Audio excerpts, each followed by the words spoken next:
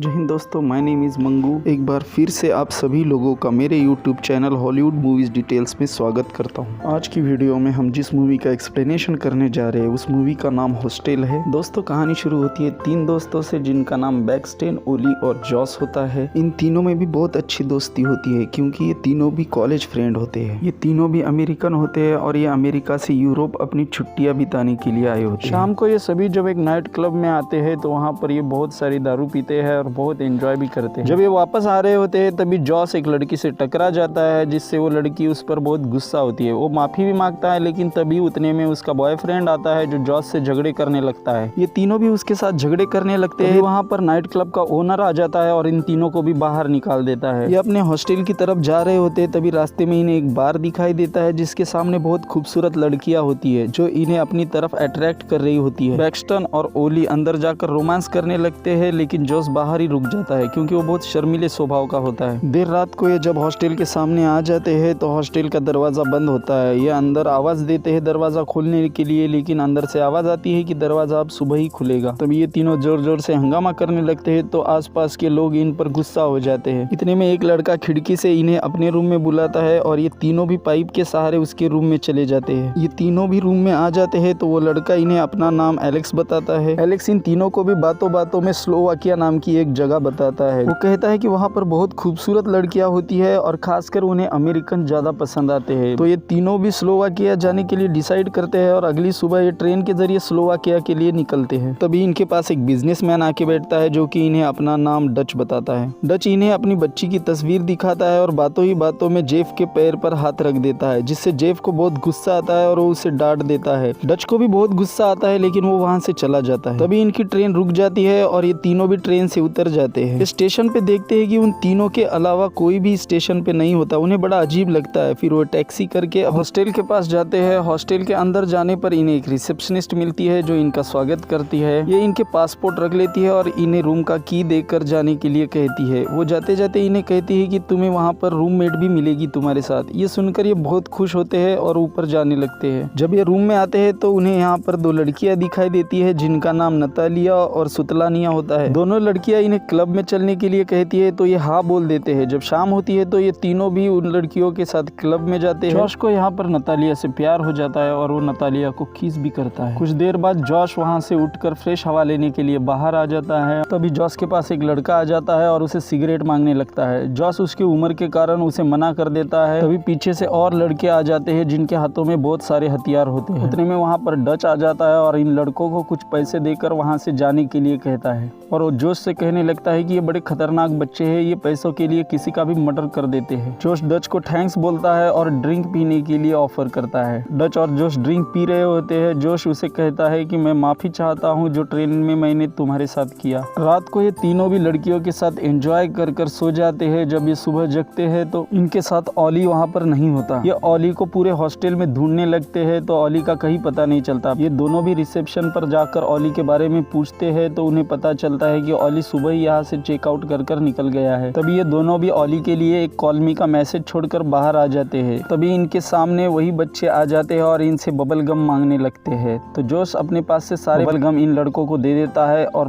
बैक्स्टेन को भी इन लड़कों के बारे में सारी जानकारी दे देता है। तभी इन्हें ओली नजर आता है और ये उसका पीछा करने लगते हैं। वो उसे आवाज भी देते हैं लेकिन ओली रुक नहीं रहा होता है। ओली एक म्यूजियम में जाता है, ये भी उसके पीछे पीछे आ जाते हैं। ये एक बहुत ही डरावना म्यूजियम होता है। तभी ये दोनों देखते हैं कि ये जिसे ओली समझ रहे थे दरअसल वो ओली नहीं कोई और ही लड़का होता है। ये दोनों भी उसे सॉरी कहते हैं और बाहर आ जाते हैं। तभी इन्हें ओली के मोबाइल से एक मैसेज आता है जिस पे लिखा हुआ होता है कि मैं घर जा रहा हूँ और सीन कट होकर हमें ओली का कटा हुआ सर दिखाया जाता है। जब जोश और बैक्स्टन एक जगह पर बैठे होते हैं तो इनके सामने एक जापानीज लड़की होती है जिसका नाम काना होता है। दरअसल ये भी अपने दोस्त के साथ घूमने आई थी लेकिन इसकी दोस्त भी लापता होती है। तभी यहाँ पर इन दोनों की रूममेट्स आ जाती है और इन्हें पार्टी में चलने के लिए कहती है। पहले तो ये मना कर देते हैं लेकिन बाद में इनके साथ चले जाते हैं। इधर ये बार में आ जाते हैं। तभी नतालिया और सुतलानिया इन दोनों के ड्रिंक में ड्रग्स डालकर इन दोनों को भी पिला देती है। इससे जॉश को कुछ समझ में नहीं आ रहा था और वो सोने के लिए अपने हॉस्टल की तरफ जाने लगता है। जब वो हॉस्टल में आता है तो रिसेप्शनिस्ट उसकी मदद करती है और उसको रूम में सुलाने लगती है। इधर पॉक्सटन को भी चक्कर आने लगता है तो वो भी अपने हॉस्टल की तरफ जाने लगता है लेकिन वो गलत रूम में घुस जाता है और उस रूम का दरवाजा लॉक हो जाता है। पॉक्सटन उसे खोलने की बहुत कोशिश कोशिश करता है लेकिन वो दरवाज़ा खुलता नहीं और उसे रात भर वही सोना पड़ता है। अगले सीन में हमें जोश को एक चेयर से बंधा हुआ एक रूम में दिखाया जाता है। उसका सर भी एक कपड़े से ढक दिया गया होता है। तभी वो कपड़े के छेद से आसपास देखने लगता है तो उसे वहाँ पर बहुत सारे हथियार दिखाई देते हैं। तभी उसके सामने डच आ जाता है। वो डच से पूछने लगता है कि मुझे यहाँ पर क्यों लाया गया। डच उसे कुछ भी बात नहीं करता। डच वहाँ से ड्रिल मशीन उठाता है और उसके पैर में छेद करने लगता है।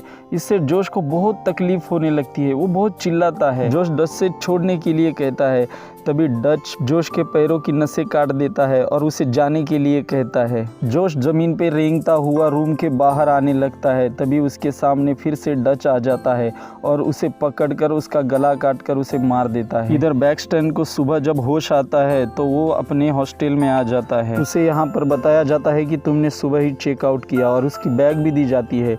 तो वो कहता है मुझे चेकआउट करना नहीं है, मुझे दूसरी रूम चाहिए। तो उसे दूसरी रूम दी जाती है। जब ये रूम में आता है तो इसे दो लड़कियां मिलती है। जब ये बाहर आकर जोश को कॉल कर रहा होता है तभी इसे सुतलानिया दिखाई देती है। ये उसके पीछे भागता है लेकिन सुतलानिया एक गाड़ी में बैठकर यहाँ से चली जाती है। इसके बाद बैक्स्टन पुलिस स्टेशन आ जाता है और वो पुलिस से अपने दोस्तों की मिसिंग कंप्लेंट लिखवाता है। वो पुलिस से कहता है कि मेरे दोस्त अचानक मुझे बिना बताए कैसे जा सकते हैं। वो पुलिस वाला उसे कहता है जैसे इन दोनों के बारे में कुछ पता चलेगा मैं आपको इन्फॉर्म कर दूंगा। बैक्स्टन अब उसी बार में आ जाता है जहाँ पर सुतलानिया और नतालिया होती है। वो उन दोनों से भी जॉश और ओली के बारे में पूछता है। सुतलानिया मुझे क्या पता कहकर उसे मना कर देती है। तभी बैक्स्टन उन पर गुस्सा हो जाता है तो वो कहती है कि वो एक आर्ट शो देखने गए हैं। बैक्स्टोन कहता है कि मुझे भी वहाँ पर लेके चलो, मुझे मेरे दोस्तों से मिलना है। सुतलानिया उसे ठीक है कहकर उसे वहाँ से ले जाने लगती है। सुतलानिया बैक्स्टन को एक पुराने बिल्डिंग में लेकर आती है। वो बैक्स्टन को लेकर अंदर आती है और कहती है जाओ तुम्हारे दोस्त वहाँ पर मिलेंगे, तुम मिल लो उनसे। बैक्स्टन जब उस कमरे के सामने जाकर देखता है तो डच जोश की बॉडी को खोलकर उसके साथ खेल रहा होता है। वो देख के बहुत घबरा जाता है और वो वापस सुतलानिया के पास आ जाता है। उसे कहता है कि तुमने ऐसा क्यों किया। तो वो कहती है मुझे इसके पैसे मिलते हैं इसलिए मैंने ऐसा किया। बैक्स्टन सुतलानिया पर हमला ही करने वाला था तभी वहाँ पर दो गार्ड आ जाते हैं और बैक्स्टन को पकड़ लेते हैं। वो गार्ड उसे एक कमरे में ले जाते हैं और उसे भी चेयर के साथ बांध देते हैं। तभी कुछ देर बाद वहाँ पर दो आदमी आ जाते हैं जो उसे पूछते हैं तुम कहाँ से हो। बैक्स्टन उन्हें कुछ भी नहीं बताता। तभी वो उसका पासपोर्ट देखते हैं और कहते हैं ये अमेरिकन है। तभी वहाँ पर जॉन नाम का एक आदमी आ जाता है और वो बैक्स्टन को डराने लगता है। तभी जॉन एक वुड कटर लेता है और उससे बेनस्टोन की उंगली काट देता है जिससे बेनस्टोन को बहुत दर्द होता है और वो चिल्लाने लगता है। इससे उसकी एक हथकड़ी भी खुल गई होती है। जॉन वापस कुछ सामान लाने जाता है और जब वो वापस आ रहा होता है तो उसका खून पर से पैर फिसल जाता है और वो वुड कटर उसी के पैर के ऊपर गिर जाती है जिससे जॉन का पैर कट जाता है। उतने समय में बेनस्टोन पास रखी गन उठाता है और उसे शूट कर देता है। गोली की आवाज सुनकर बाहर का गार्ड भी अंदर आ जाता है। तभी बेनस्टोन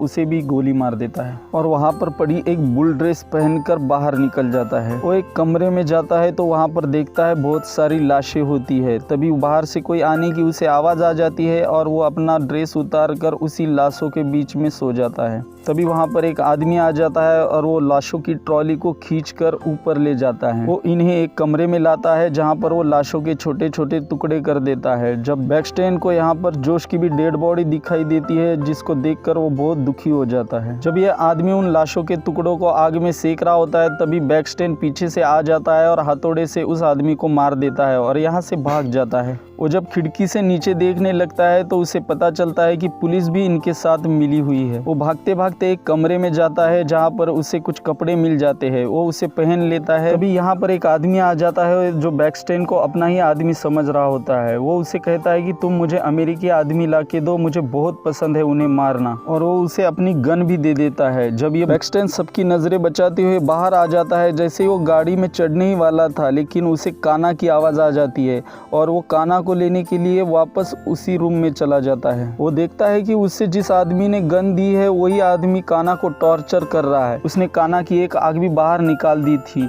तभी बैक्स्टेन उसे गोली मार देता है और काना के पास जाकर उसकी बाहर निकली हुई आग को कैंची से काट देता है और उसे लेकर यहाँ से भाग जाता है। जब ये भाग रहे होते हैं तो इन्हें कुछ आदमी देखते हैं और इनका पीछा करने लगते हैं। इसमें डच भी होता है, डच भी इनके पीछे गाड़ी लेकर जा रहा होता है। तभी बैक्स्टेन को जाते हुए रास्ते में नतालिया सुतलानिया और वही एलेक्स लड़का मिलता है जिसने इस जगह का इन्हें एड्रेस बताया था। बैक्स्टेन इन तीनों को भी अपने गाड़ी से उड़ा देता है और मार देता है। जब बैक्स्टेन आगे जाने लगता है तो इसके सामने वही लड़के आ जाते हैं। ये इससे बबलगम मांगने लगते तो बैक्स्टेन उनको पूरा बबलगम का पैकेट ही दे देता है। बैक्स्टेन और काना स्टेशन पर पहुंचने ही वाले होते हैं, तभी रास्ते में इनकी गाड़ी या पुलिस रुका देती है। तभी बैक्स्टेन और काना गाड़ी को छोड़कर पैदल ही यहाँ से भाग जाते हैं। ये दोनों जब स्टेशन पे आते हैं तो हर तरफ पुलिस और उन लोगों के ही आदमी होते हैं। ये दोनों सबकी नज़र से बचते हुए वहाँ से निकल रहे होते हैं। काना अपना चेहरा एक शीशे में देखती है और देखकर बहुत डर जाती है। वो ट्रेन के सामने कूद जाती है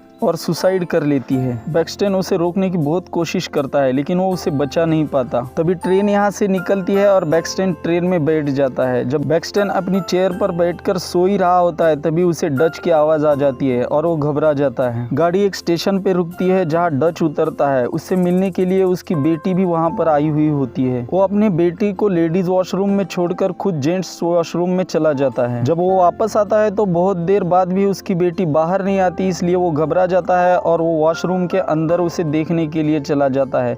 वो अंदर जाकर देखता है तो वो अंदर भी नहीं होती। वो बाहर आकर चिल्लाने लगता है तो उसे कोई नहीं बता। तभी हमें बैक्स्टेन को दिखाया जाता है जो कि ट्रेन में बैठा होता है और उसके पास डच की लड़की होती है और ये मूवी यहाँ पर ख़त्म हो जाती है। दोस्तों, अगर आपने हमारा चैनल अभी तक सब्सक्राइब नहीं किया है तो आप प्लीज़ इसे सब्सक्राइब कीजिए और बेल आइकॉन भी प्रेस कीजिए ताकि आपको हमारी आने वाली नई वीडियो के बारे में नोटिफिकेशन मिलती रहे। Thank you.